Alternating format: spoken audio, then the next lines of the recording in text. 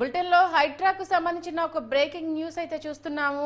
అటు తెలంగాణ ముఖ్యమంత్రి రేవంత్ రెడ్డి చేసిన వ్యాఖ్యలు ప్రస్తుతం మరొకసారి హాట్ టాపిక్ అయ్యాయి. అక్రమ నిర్మాణాలను ఎట్టి పరిస్థితుల్లోనూ వదిలిపెట్టబోమని, కూల్చివేత తప్పదని తెలంగాణ ముఖ్యమంత్రి రేవంత్ రెడ్డి పేర్కొన్నారు. ప్రాజెక్టుల వద్ద ఫామ్ హౌస్లు కట్టుకుంటూ డ్రైనేజీని గండిపెట్టులో కలుపుతున్నారని ఆరోపించారు. అలాంటి వాళ్ళు అక్రమ నిర్మాణాల నుంచి తమకు తాముగా తప్పుకుంటే గౌరవంగా ఉంటుందని చెప్పారు. నిబంధనలను బేఖాతరు చేస్తూ కట్టిన నిర్మాణాలను కూల్చివేయడం తప్పదన్నారు. వాటిపై కోర్టుకు వెళ్లినా విడిచిపెట్టే సమస్య లేదని, న్యాయస్థానాల్లోనూ పోరాడతామని స్పష్టం చేశారు. ఈ మేరకు ఇవాళ తెలంగాణ పోలీసు అకాడమీలో నిర్వహించిన పాసింగ్ అవుట్ పరేడ్లో సీఎం రేవంత్ రెడ్డి పాల్గొని ప్రసంగించారు. హైడ్రాను ఆయన ఎంత ఓన్ చేసుకున్నారనే దానికి ఇవాళ పాసింగ్ అవుట్ పరేడ్లో ఆయన మాట్లాడిన విధానమే చెప్తుంది. మా హైడ్రా అంటూ ఆయన చేసిన వ్యాఖ్యలు, దీని విషయంలో ఎంతటి వారైనా ఉపేక్షించేది లేదు, బాధ్యులను ఖచ్చితంగా దీనికి సంబంధించి శిక్షలు తప్పవు అంటూ కూడా ఆయన కామెంట్ చేయడం జరిగింది.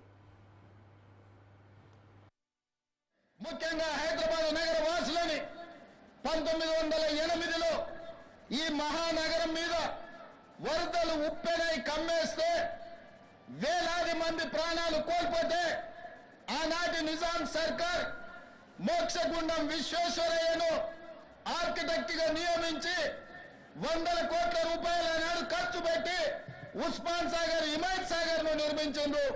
అనంతగిరి కొండల నుంచి వచ్చే వరదల్ని నిలువరించిన నీళ్లను ఈ మహానగరానికి తాగునీటి వసతులుగా ఏర్పాటు చేసింది. ఒకనాడు ఎక్కడి నుంచి హైదరాబాద్ నగరానికి తాగునీళ్ళు వచ్చేది కాదు. ఉస్మాన్ సాగర్, హిమాయత్ సాగర్ నుంచే లక్షలాది మంది హైదరాబాద్ బిడ్డలకు తాగడానికి నీళ్లు ఇచ్చారు.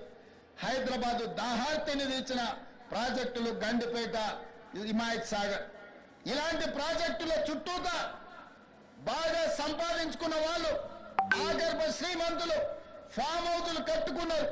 వాళ్ళు ఫామ్ హౌజులు కట్టుకుంటే మనకు అభ్యంతరం లేదు, వాళ్ళు సంతోషంగా ఉండడమే మనకు కావాల్సింది.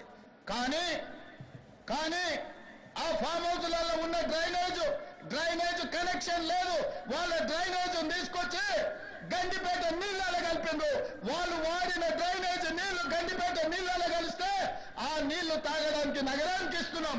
నేను అడుగుతున్న మిత్రులారా, ఇవాళ మీరు చెప్పండి, ఎవరో బలిసినోడు కట్టుకున్న ఫామ్ హౌస్ డ్రైనేజ్ నీళ్లు గండిపేట తాగి నీళ్ళలో కలుస్తుంటే ఆ నీళ్ళని నగర ప్రజలకు తాగడానికి ఇస్తే ముఖ్యమంత్రిగా నేను వైఫల్యం చెందినట్టు కాదా? ఒక్కసారి ఆలోచన చెయ్యండి. భవిష్యత్ తరాలకు అందించాల్సిన బాధ్యత చెరువులు, కుంటలు, నాలాలను ఎవడెవడో ఆక్రమించుకుంటే వాళ్ళ ఆక్రమణలో చెరబడితే ఇవాళ నగరం మీద ఉప్పెనై వరదలు వస్తున్నాయి. ఆ వరదలు ఎక్కడికి వెళ్తున్నాయి? బస్తీలో ఉన్న పేదోళ్ళ ఇళ్లకు పోతున్నాయి. పేదోళ్ళు జీవితకాలం కష్టపడి సంపాదించుకున్న ఫ్రిడ్జ్, టీవీ, మంచము, బట్టలు, కట్టుకున్న బట్టలతో సహా అర్ధరాత్రి పూట వాళ్ళ ఇళ్లకు నీళ్లు వస్తే తడిసి ముద్దై అనాథలాక రోడ్డు మీద నిలబడాల్సిన పరిస్థితులు వచ్చినాయి. మున్నేరు వాగు పక్కన ఖమ్మంలో